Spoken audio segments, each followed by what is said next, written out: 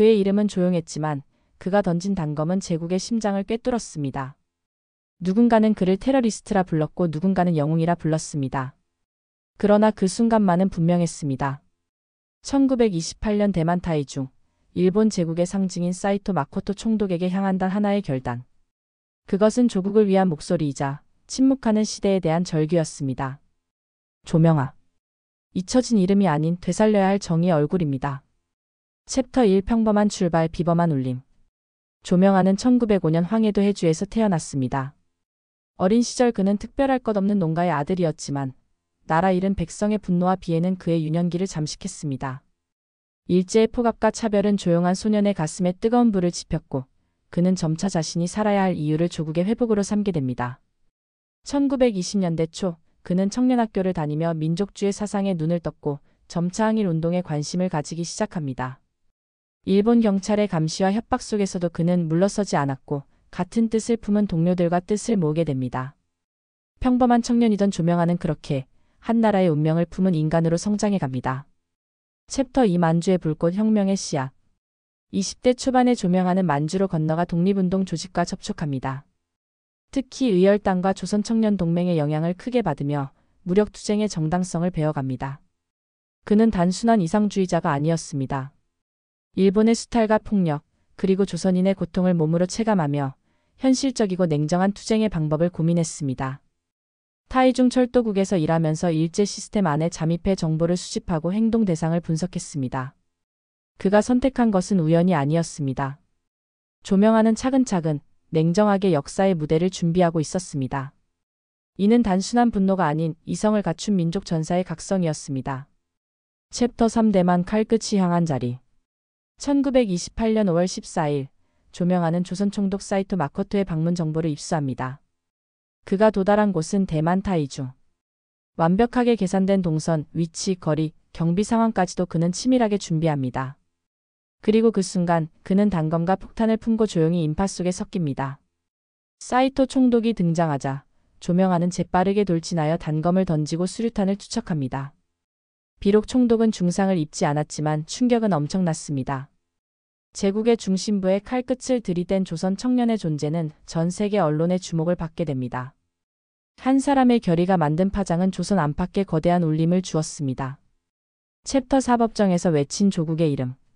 체포된 조명아는 일본 경찰의 고문과 협박에도 굴복하지 않았습니다. 오히려 법정에서 자신이 왜 행동했는지를 또렷하게 밝혔습니다. 나는 조선의 독립을 위해 총독을 응징했다. 이 나라는 내 나라가 아니다. 그의 말은 일제법정의 정적을 가르며 온 조선 민중의 심장을 흔들었습니다. 그는 자랑스럽게 모든 혐의를 인정했고 자신의 사형을 받아들였습니다. 조명아는 두려워하지 않았습니다. 그는 단지 죽음을 향해 나아간 것이 아니라 조선을 향해 돌진한 것이었습니다. 그의 의연한 태도는 조선 청년들에게 행동하는 저항의 가능성을 보여주었습니다. 챕터 5 죽음을 넘은 울림. 1928년 10월 10일 조명아는 대만 타이베이 감옥에서 사형당합니다. 겨우 23살의 나이였습니다. 하지만 그의 죽음은 곧 침묵이 아니라 거대한 메아리였습니다. 그의 투쟁은 당시 조선의 젊은이들에게 무력 저항이라는 새로운 길을 각인시켰고 여러 항일 단체와 민족운동에 직간접적으로 영향을 주었습니다. 그의 의거를 기념하며 발표된 선언문과 시들은 전국 각지로 퍼져나갔고 민족의식은 더욱 고조되었습니다. 죽음 이후에도 그는 살아있었습니다. 민족의 심장 속에서 해방의 꿈속에서 조명아는 계속 걸어가고 있었습니다. 챕터 6 잊혀진 이름 되살려야 할 용기. 광복 후 많은 독립운동가들이 기려졌지만 조명아의 이름은 상대적으로 묻혀 있었습니다. 무력투쟁의 상징이라는 이유로 혹은 그가 속한 조직의 이념적 해석 때문이었습니다. 그러나 진실은 간단합니다.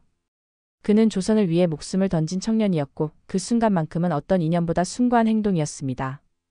오늘날 우리는 더 이상 그의 이름을 가려서는 안 됩니다. 그는 기억되어야 하며 그 용기는 계승되어야 합니다. 역사는 사실보다 더 큰 가치를 담습니다. 조명아는 바로 그런 인물입니다.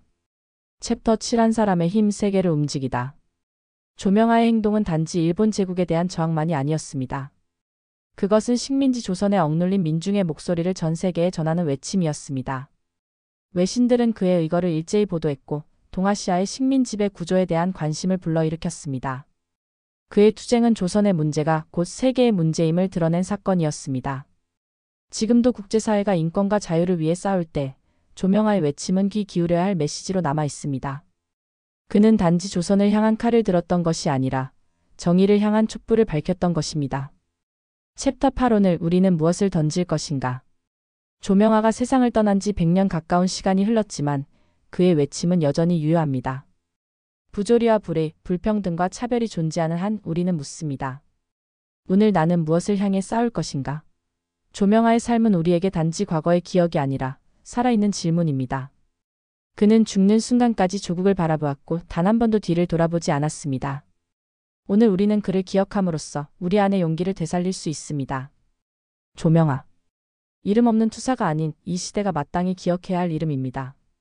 그는 대단한 군대도 후원도 없었습니다. 오직 결의와 신념, 그리고 조국을 향한 단 하나의 마음으로 시대를 흔들었습니다. 조명화. 그의 삶은 우리에게 무엇을 향해 분노하고 무엇을 위해 행동해야 하는지를 가르쳐 줍니다. 그는 단지 한 사람의 독립운동가가 아니라 정의 앞에서 멈추지 않는 용기의 상징입니다. 또 다른 이야기가 궁금하다면 구독과 좋아요 부탁드립니다.